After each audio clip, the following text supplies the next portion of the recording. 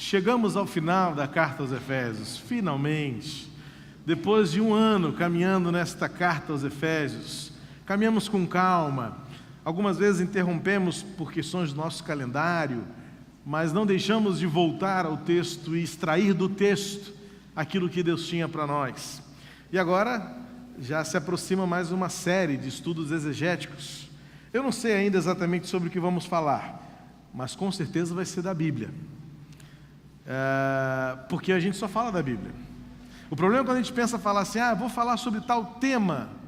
Aí que vem o problema. Quando a gente pensa no que falar e a gente parte de um tema, a gente pode falar bobagem. Porque muitas vezes, para justificar um tema, você começa a torcer o texto. E você começa a querer que o texto diga o que ele não diz. E quem tem que dizer é sempre o texto bíblico. Por isso que a gente parte do texto bíblico. E muitas vezes você fala assim, mas por que o pastor está pregando sobre isso hoje? É porque o texto bíblico diz isso para a gente hoje. A palavra de Deus é sempre presente. E você lembra como é que Deus é perfeito? Quantas vezes o texto bíblico caiu certinho naquilo que, sem que a gente quisesse, era o nosso calendário. Eu falei sobre família, o relacionamento entre marido e mulher, justamente no nosso calendário, caiu no dia em que nós estávamos começando o mês da família. Eu não planejei assim, eu não programei assim. Estamos desde julho do ano passado, falando sobre a carta aos Efésios, quase versículo por versículo. E certinho, caiu no dia em que nós íamos falar sobre família, entre outros temas que agora me fogem à memória, que eram sempre pertinentes, atuais e relevantes naquele momento em que estávamos vivendo. Assim é a Bíblia. Em agosto nós iniciaremos mais uma série. Eu estou finalizando aí um planejamento, elaborando sobre o que vamos falar na próxima sequência de estudos bíblicos, praticamente versículo por versículo. E graças a Deus por esse tempo em que nós podemos compartilhar a carta aos Efésios.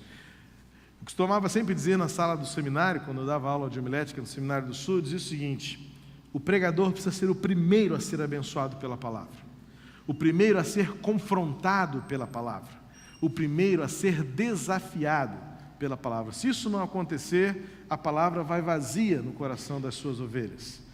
E eu louvo a Deus por esse ano em que eu me debrucei sobre a carta aos Efésios para extrair alguma coisa que sempre foi relevante para a minha vida antes de tudo, e eu peço em nome de Jesus que tenha servido para você também. E o apóstolo Paulo vai terminar a sua carta com as tradicionais saudações finais. Um detalhe importante, uma nota exegética deste final, é que o encerramento da carta aos Efésios é diferente das outras cartas. Quando Paulo escreveu aos Romanos, aos Coríntios, aos Colossenses e as suas outras cartas, Paulo termina com algumas informações muito pessoais, onde ele estava, o que ele estava fazendo, o que ele estava sentindo. Diferentemente disso, a carta aos Efésios, Paulo não detalha as suas circunstâncias. Durante algum tempo, até isso foi muito usado como questionamento para dizer se Efésios foi realmente escrito por Paulo ou não. Ou seja, os críticos dizem assim, já que é muito diferente, ou já que tem alguma diferença, talvez não tenha sido Paulo que escreveu a carta aos Efésios. Mas ainda assim os indícios e as evidências dão conta de que sim, Paulo é aceito pelos estudiosos da palavra e pela arqueologia bíblica como o autor, autêntico autor da carta aos Efésios. E ele vai encerrar a sua carta com as seguintes saudações finais, numa expressão pastoral do seu sentimento, da sua intenção para com os crentes na cidade de Éfeso e aquela região ali da Ásia. O objetivo de Paulo era agora resumir, fechar, fazer aquele encerramento conclusivo para dizer aos seus leitores, é por isso que eu escrevi esta carta. Em alguns momentos Paulo foi muito contundente, em alguns momentos Paulo foi muito severo, mas percebemos ao longo dos estudos que ele nunca deixou de mostrar o seu coração pastoral, a sua preocupação com os servos de Jesus, os seus irmãos em Cristo, e querer que eles desenvolvessem o caráter autêntico de Cristo, que experimentassem a plenitude da graça, que revelassem a grandeza da santidade, que experimentassem que tivessem uma experiência autêntica e proclamassem para o mundo a realidade da diferença que Cristo faz na vida daqueles que creem nele. E Paulo então vai dizer assim em Efésios 6, versos 21 ao 24: Tíquico, o irmão amado e fiel servo do Senhor, lhes informará tudo para que vocês também saibam qual é a minha situação e o que eu estou fazendo. Enviei-o a vocês por essa mesma razão, para que saibam como estamos e para que ele os encoraje. Paz seja com os irmãos e amor com fé da parte de Deus Pai e do Senhor Jesus Cristo. A graça seja com todos os que amam o nosso Senhor Jesus Cristo com amor incorruptível. Nas últimas palavras de Paulo, é perceptível a maneira como ele quer, ao fechar a sua carta, estabelecer um selo, uma conclusão definitiva daquilo que ele quis ao longo de toda a carta. Ele termina enfatizando o mesmo preceito, o mesmo valor com que ele inicia a sua carta. Se der para pular rapidinho para o versículo 1 do capítulo 1, PA, só para você ver como é que Paulo começa a sua carta aos Efésios, no capítulo 1, versículo 1. Paulo, apóstolo de Cristo Jesus, pela vontade de Deus, aos santos e fiéis em Cristo Jesus, que estão em Éfeso. 2. A vocês, graça e paz da parte de Deus, nosso Pai, e do Senhor Jesus Cristo. A mesma graça que ele iniciou a sua carta, ele vai manifestá-la e expressá-la no final do seu escrito. Posso entender então que ao longo de toda a sua carta aos Efésios, Paulo quis esmiuçar, ressaltar e detalhar como essa graça se manifesta. De que maneira essa graça se revelou por meio de Jesus, como a expressão máxima do amor de Deus pelo mundo, o amor de Deus pela humanidade, e de que maneira esta graça hoje se torna conhecida na vida daqueles que seguem a Cristo. Paulo então vai estabelecer aqui o que para mim é o tripé, o fundamento, baseado em 3 elementos da manifestação da vontade de Deus para todos. Paulo vai iniciar o seu pensamento final dizendo assim: a paz de Deus esteja em vocês, meus irmãos. Paz. Nós vivemos em um mundo que busca ansiosamente pela manifestação plena de paz. A questão é que justamente na maneira como se fala, nessa expressão da busca pela paz, está inserido, incutido aqui um equívoco semântico, filosófico talvez, mas muito mais prático do que realmente seja a paz. Não é fincando cruzes escuras nas areias de Copacabana, ou movimentos pela Avenida Atlântica e tantos outros, que se estabelece a paz. Tem o seu valor sim, eu não estou aqui condenando movimentos como este, tem o seu valor porque chamam a atenção, traz o desafio da conscientização, alerta-nos para o fato de que existe uma mudança de postura demandada, exigida, se nós quisermos realmente mudar a situação da sociedade em que vivemos. A questão está em achar ou pensar que movimentos como este são suficientes para a manifestação da paz verdadeira, ou talvez resoluções governamentais, intervenções políticas e militares, unidade de polícia pacificadora, no intuito de realmente restabelecer a ordem, pode por algum momento e por um período estabelecer alguma condição satisfatória e favorável. Mas a verdadeira paz, ela não é circunstancial. A verdadeira paz não pode depender de tudo estar tranquilo à nossa volta.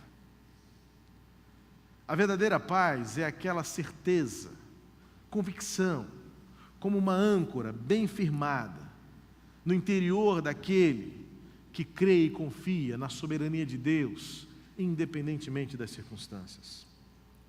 Primeiramente, porque precisamos entender que paz não é um sentimento, e paz não é primordialmente uma experiência. Paz é o resultado de um coração totalmente entregue ao senhorio de Cristo, porque a paz é uma pessoa. O mesmo apóstolo Paulo, em Efésios 2,14, vai dizer que Ele é a nossa paz. Portanto, Jesus Cristo personifica, materializa, sim, concretiza a necessidade da paz. Então, quando Cristo torna-se o Senhor da sua vida, e Ele passa a habitar, fazer morada no seu viver, a experiência se assemelha, se identifica com aquilo que os discípulos viveram em meio à tempestade. Quando um mar bravio, ventos fortes e o medo assolou, paralisou os seus corações, havia um homem que lá na ponta do barco dormia sossegadamente. Paz é recobrar o sono, é renovar as forças da alma para um novo amanhecer, confiando que Deus está soberanamente no controle de todas as coisas. É crer que se hoje é dia, é porque mesmo com nuvens sobre nossas cabeças, há um sol que está brilhando lá em cima, e que cumpre o seu propósito, cumpre o seu ciclo, cumpre a sua vontade, e mais do que tudo, revela a soberania do Deus Criador do universo. Paz. É desta paz que Paulo está falando. A paz que não fosse por Jesus, éramos ainda, ou seríamos ainda, inimigos de Deus. Mas Ele nos reconciliou, Ele manifestou e expressou a comunhão, trouxe-nos de volta para o reino de Deus. Não éramos nós que procurávamos, mas era o Senhor que tomou a iniciativa e manifestou toda a sua vontade, enviando Jesus para restabelecer a paz. É esta a paz que o mundo precisa, e esta é a paz que você e eu podemos experimentar e viver. Não fruto de uma expectativa social, filosófica, mas de um coração que se entrega ao senhorio de Cristo, que se dispõe a obedecê-lo e a vivê-lo plenamente, e a enfrentar todas as circunstâncias na confiança de que Deus é bom.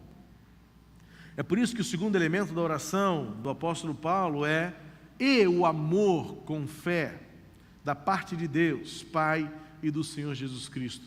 São realidades que se revelam de maneira interdependente. A paz que podemos experimentar é, na verdade, fruto, resultado de uma experiência de fé no Deus que é bom, independentemente das circunstâncias. Como nós cantamos, casar é bom. E quando a gente diz que casar é bom, a gente então pressupõe que casar é bom porque Deus é bom. E o Deus que é bom nos dá casamento bons. Mas e quando o casamento não está tão bom? Deus mudou a sua bondade? E mais, e aqueles que não se casam? Podem colocar em xeque, em dúvida, a bondade de Deus? Ou seja, a bondade de Deus está vinculada às minhas experiências satisfatórias, favoráveis? Deus só é bom quando eu estou com um emprego? Deus só é bom quando eu estou com saúde?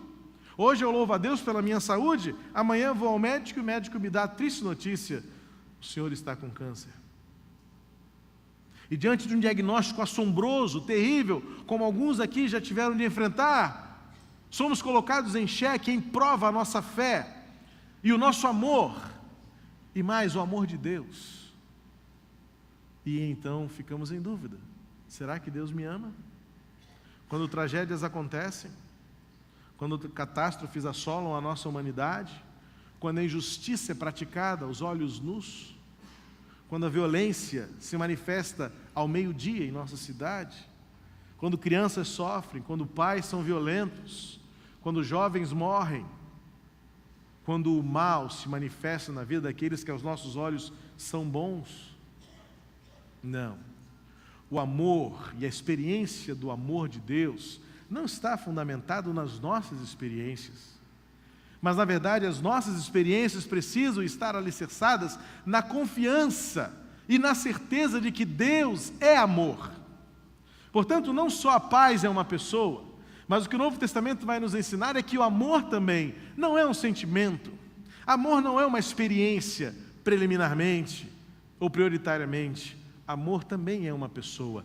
Deus é amor. Nós amamos porque Ele nos amou primeiro.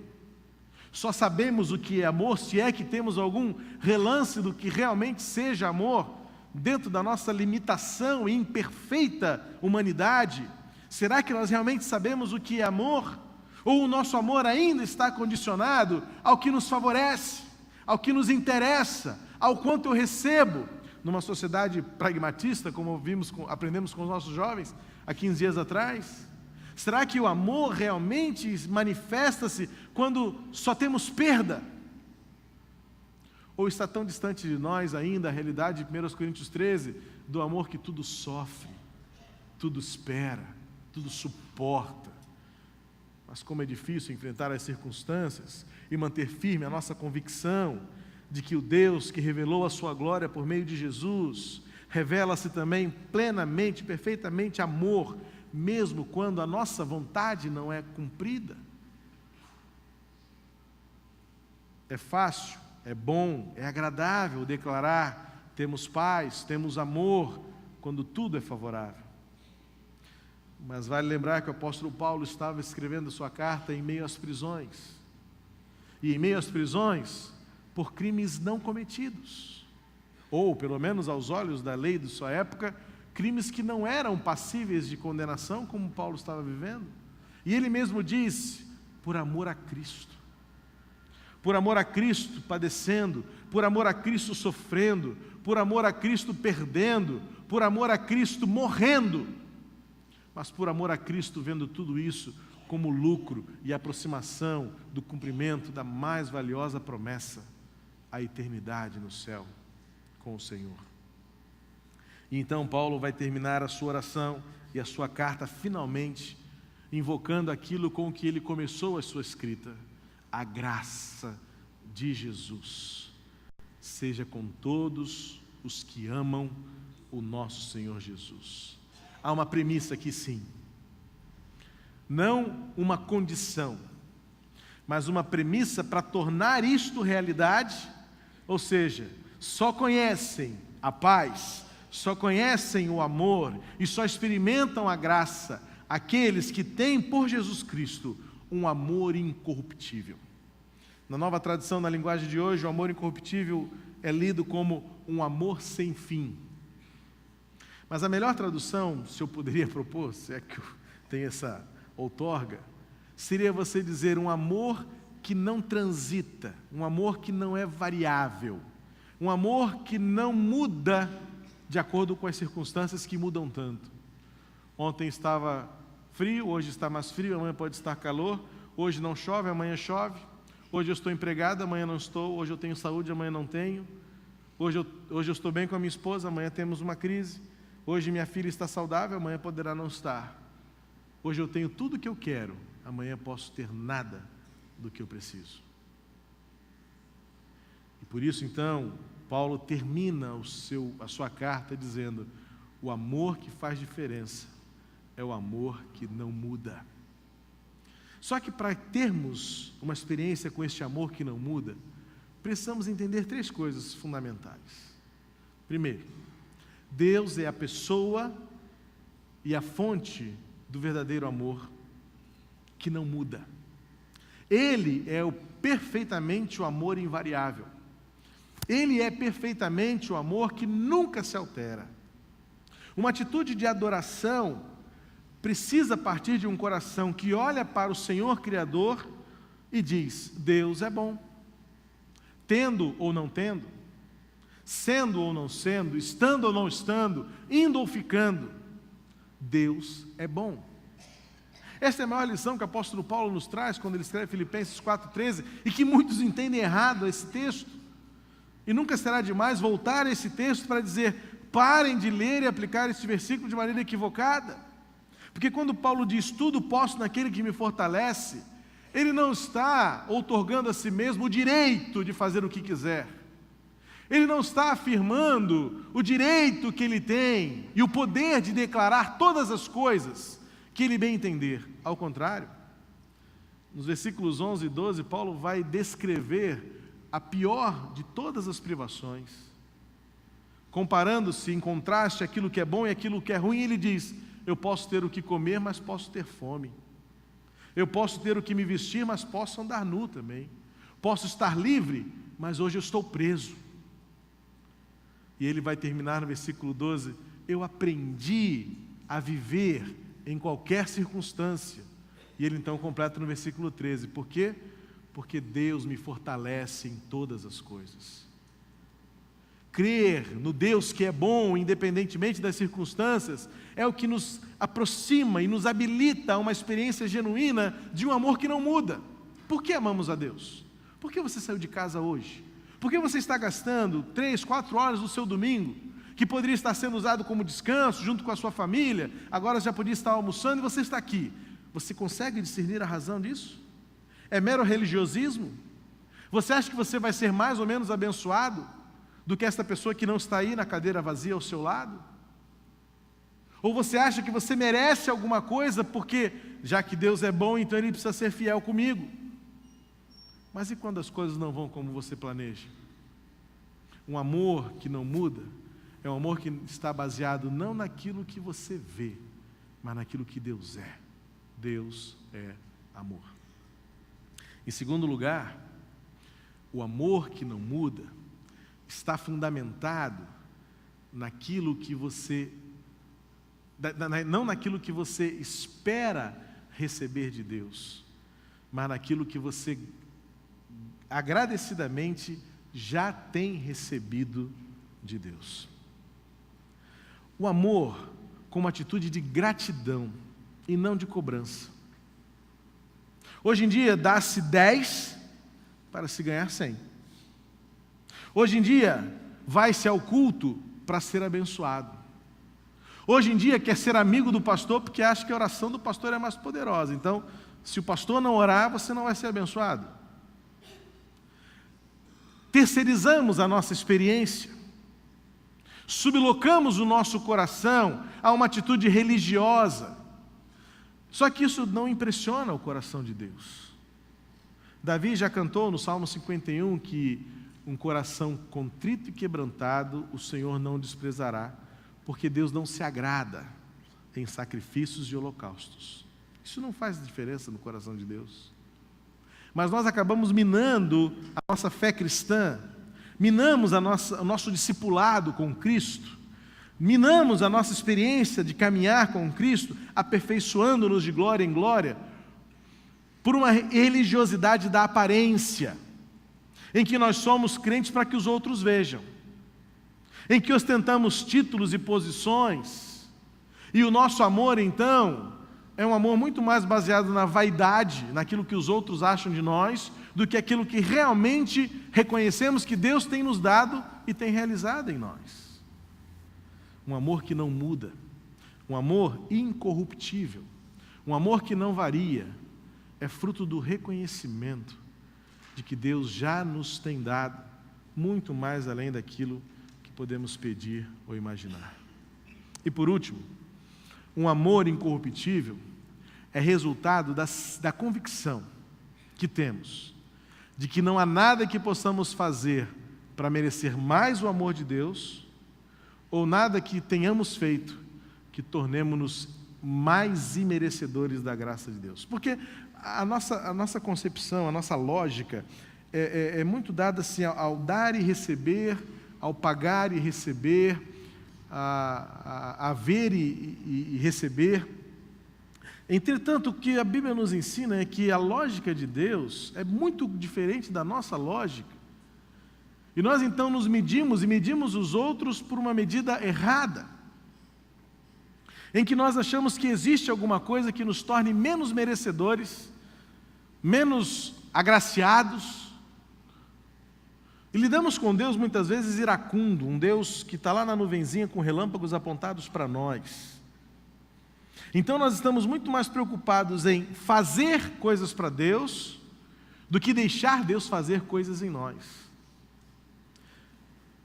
E eu percebo na Bíblia que enquanto nós não deixarmos Deus fazer coisas em nós, Deus fará muito pouca coisa por meio de nós.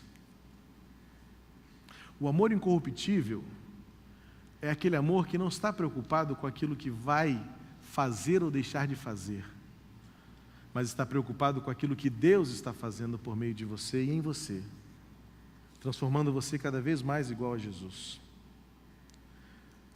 Se nós pudéssemos recapitular toda a carta aos Efésios, mas seria um ano de estudos bíblicos, com certeza nós veríamos que o efeito, os resultados que Paulo quis ao escrever esta carta, era que os seus leitores fossem imitadores dele como Ele é de Jesus, e que a Igreja de Cristo seja não só um ajuntamento de pessoas, mas a reunião de pessoas iguais a Jesus, que mostra aos outros Jesus pelas suas atitudes, pelo seu comportamento, pelo seu testemunho, por suas reações. Neste tripé, o apóstolo Paulo encerra o seu pensamento na sua carta aos Efésios, resumindo da seguinte maneira: se há alguma coisa que, enfim, caracteriza alguém que ama e segue a Jesus de maneira invariável, isto é a experiência da paz, é a experiência do amor, é a experiência da graça. Que o Senhor nos abençoe, para que você e eu sejamos a manifestação viva do que é a paz de Deus em Jesus, o seu amor revelado a todos os homens e a sua graça, que não nos mede pelas nossas perfeições, mas justamente nos iguala pelas nossas imperfeições e nos torna então todos alvos da misericórdia redentora, transformadora do Senhor Jesus. Eu queria que você ficasse de pé e nós vamos encerrar cantando uma oração por meio de um cântico. Paz, amor e graça. É assim que o apóstolo Paulo termina a sua carta aos Efésios, depois de ter tratado da ética, depois de ter tratado dos relacionamentos interpessoais, familiares, depois de Paulo falar sobre santidade, depois de Paulo falar sobre amor fraternal, depois de Paulo falar sobre testemunho, ele vai concluir o seu pensamento dizendo: se há algo que nos torna um só corpo, este algo é o fundamento da nossa fé, que é a paz em Cristo, independentemente das circunstâncias. É o amor que se manifesta por todos os homens. É a graça de Deus que promove o aperfeiçoamento dos imperfeitos, até que todos sejamos iguais a Jesus. Que a graça seja a manifestação clara do propósito de Deus na nossa vida. Vamos cantar?